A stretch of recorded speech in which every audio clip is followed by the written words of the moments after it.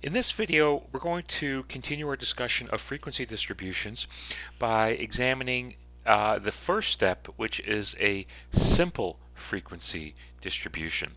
And so if we have data that would be qualified as interval or a ratio variable, we're still taking a similar approach in that the frequency distribution of interval or ratio variables counts the number of times or counts the frequency of the occurrence of a score within a particular category or a particular range. And so the challenge when we have interval or ratio variables is that we have to determine how many categories to create, and as such how wide the categories should be. This is quite a bit different than counting the number of males and counting the number of females. But now when we have data that can take on a range of values, it becomes a little bit more the need to come up with a number of categories for these continuous types of variables is necessary to create a simple frequency distribution. And there are a number of rules. One such rule in terms of making a frequency distribution of continuous type of data is that a score column must be made and then making a frequency column. And I'm going to begin with this example here. And you see a number of scores here, and although these scores are taken along a continuous scale, they are discrete as well. And so this example here illustrates a class quiz. So this was a quiz given to a class of students, and it was a multiple choice type of quiz, and the score was out of 17.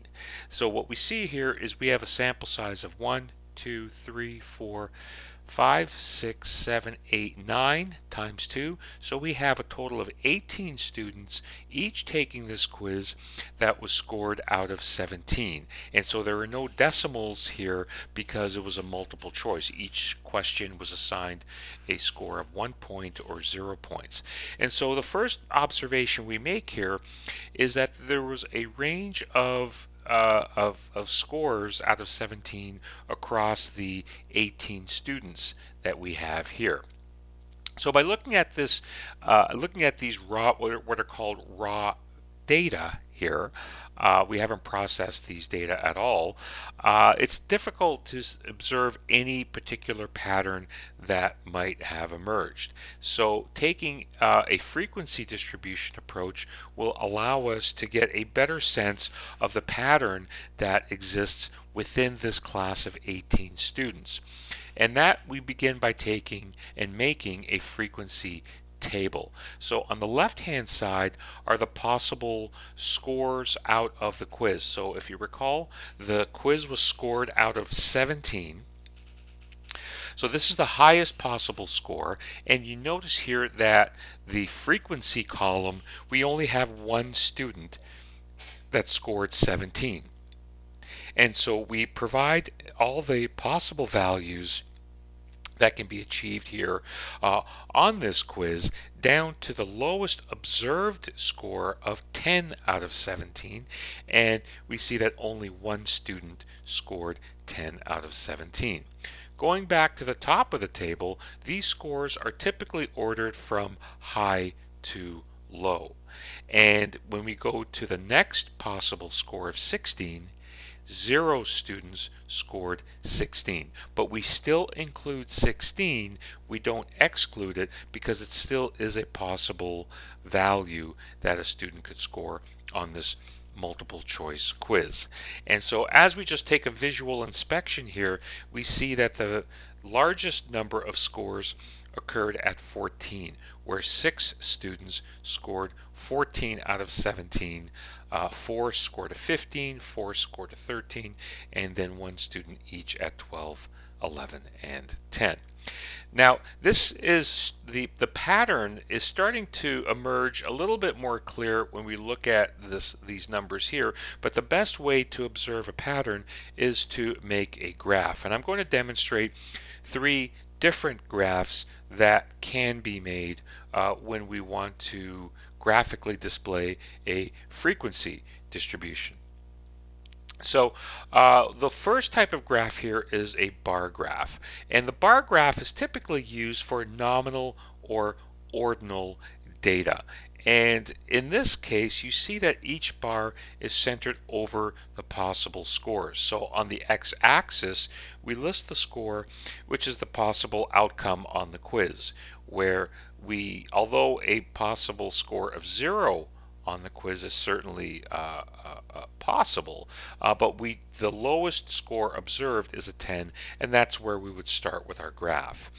And so along the x-axis are those possible outcomes. The highest, of course, is the highest possible score is a 17 out of 17.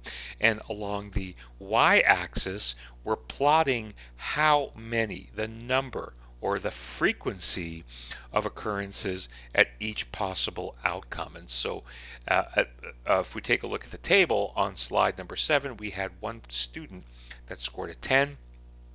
6 students scored 14, and likewise we make our graph accordingly. And of course at 16 we don't have a bar because 0 students scored 16. But now we can start to see a pattern that emerges among the class in terms of how those scores are distributed. So this is typically what we would use for nominal or ordinal data. And the key feature of a bar graph is that the bars do not touch. There is a spacing between those bars. Whenever a graph is made, what's called a figure legend, must always be applied to that graph. And typically, the figure legend is placed beneath the graph. And so, although there are a number of different ways to provide the title, here the first graph in a report, you would label it as the first figure, figure 1. And I've come up with the title Frequency of Quiz Scores Obtained from Class. Now, you could provide something that's a little bit more detailed, but you do need a title to this graph, one sentence that provides enough of a description of what's in the graph. And notice in parentheses, I put n equals 18. Uppercase N for the total sample size. This is a very important inclusion whenever describing data from an experiment, or in this case this wasn't an experiment, this was a quiz given in a class. The second type of graph is called a histogram. Now the only difference between a histogram and a bar graph is that the bars are wider and the bars actually touch each other in a histogram, and the histogram is the most commonly used graphing approach when describing a frequency distribution.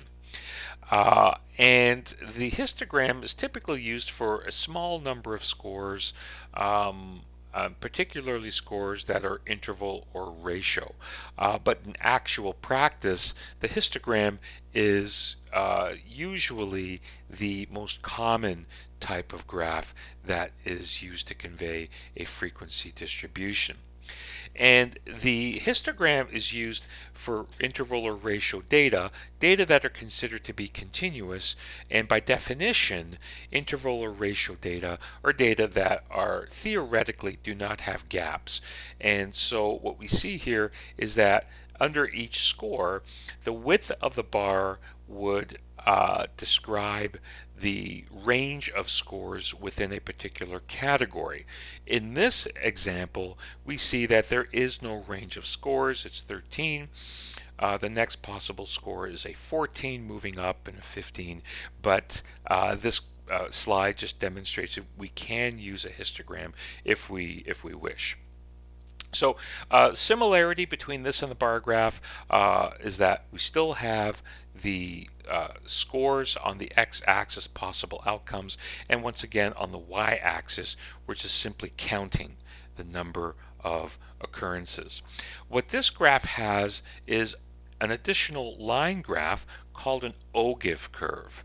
And we have a second y-axis on the right-hand side, and this axis on the right-hand side is depicting the percentiles, or the cumulative percent of the scores, starting from the very low end all the way up to the highest possible score of 17, and you can see we're at 100%, which means that at this level we've accounted for 100% of the sample size when we get to this very high level.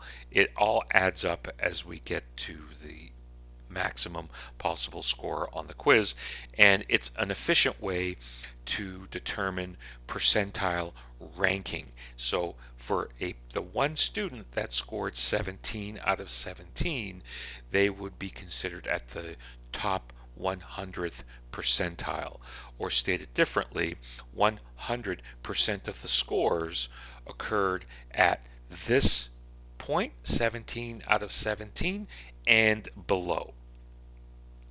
One last administrative point to make when making any type of graph is, notice here the font size is quite small. Because the purpose of a graph is to convey information, it's recommended that whenever making a graph is to always check the font size. And in this particular example, this font size, by my own judgment, is actually quite small. So I would have increased the font size here, but this demonstration shows the challenge in looking at numbers that are really small from a font perspective. So make sure that when making a graph, we always want to check our font sizes for presentation purposes. The third type and last type of frequency distribution graphing technique is what's called the frequency polygon. And the frequency polygon is commonly used when there are a large number of interval or ratio scores and for data that are considered continuous. So you'll notice that the squares indicate the height of the bars on the previous two graphs. Now, the frequency polygon is probably one of the least commonly used graphing techniques for a frequency distribution. The histogram is the most commonly used graphing technique for a frequency distribution. But note here that the frequency polygon is an option when graphing frequencies. So this ends our second video on frequency distributions.